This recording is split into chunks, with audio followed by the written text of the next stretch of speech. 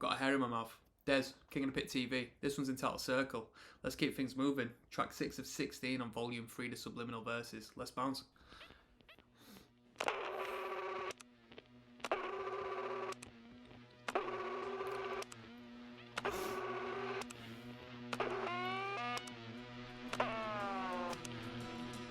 Okay.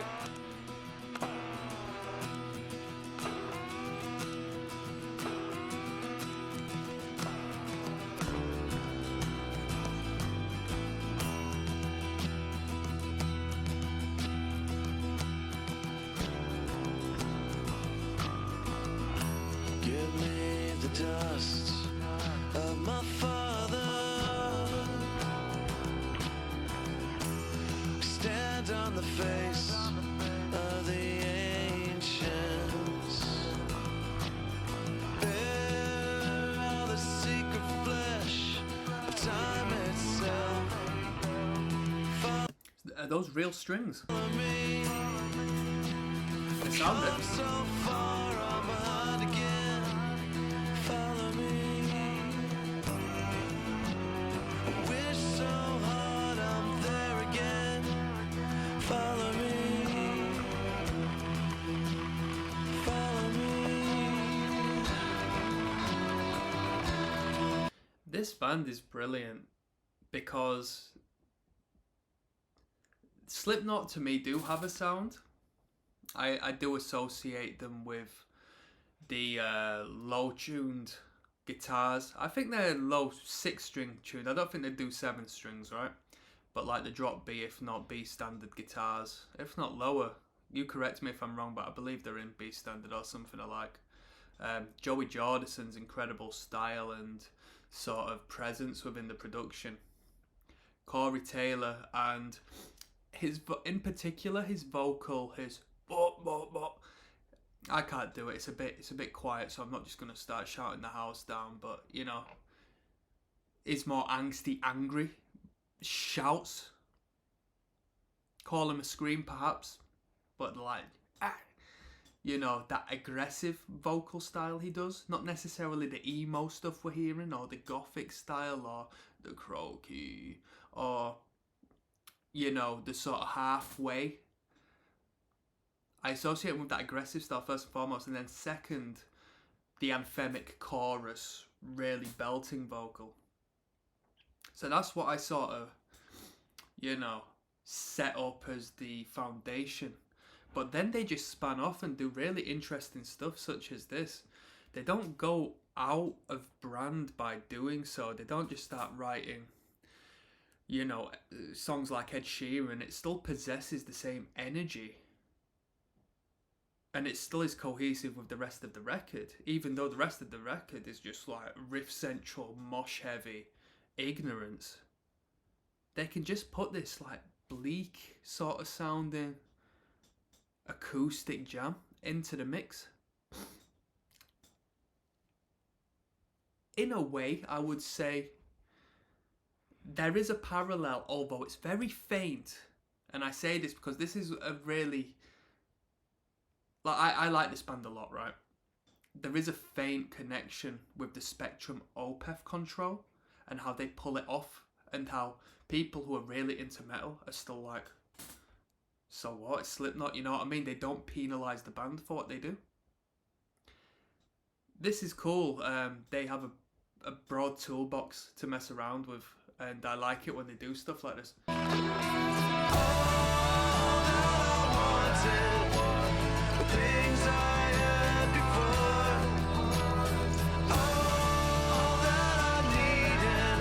Because this is like a singer-songwriter tune. This is the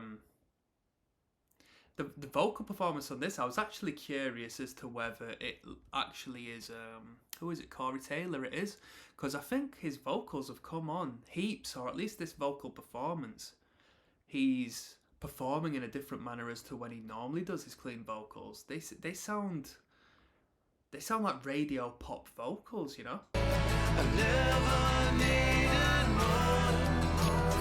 All of my questions were answers to my sins.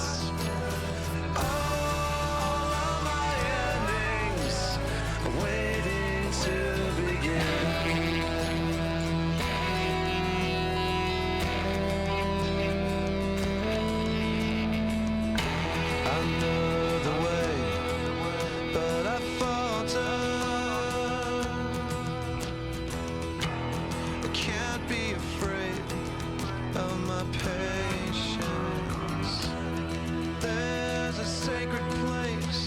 we sell keepsakes. When you have this style of organic acoustified sound with the band, it really shows off the production value that is behind this machine. Because with the metal, you can just line up a guitar amp, get a nice tone, riff through it with your metronome ringing in your ear, go get your vocals recorded, get your drums recorded. Having been through that process enough, I know it's like it doesn't share the same nuance and technical value as recording something relatively clean. And we've got these strings coming in. I think we do have keys to some degree fading in and out on this. And of course, the percussive element of it holds so much more weight than it did whilst you're just riffing, and the importance is just accenting the beat. If you know where I'm coming from. Follow me. I've seen so much, I'm blind again. If he's riffing and he plays a bum note or like clashes, it just sounds like it's part of a metal riff. But with these chords and so forth, you're gonna hear if something's accidentally muted. You're gonna hear him ring off an accidental harmonic. You're gonna hear him go out of key with a clear indication that it was an accident, and then we have to start the recording process again. Follow me. I feel so bad, I'm alive again. Follow me. All that I wanted were things I.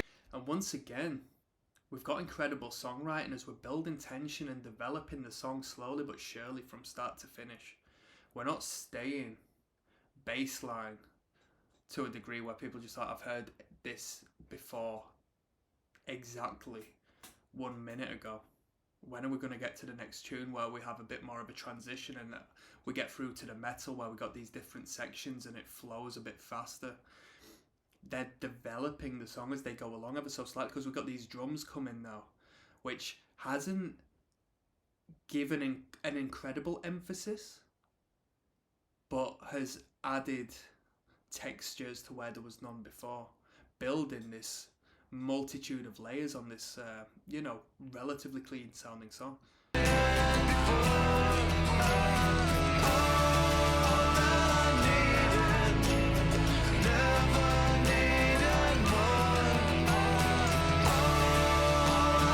The Madlib vocals are good.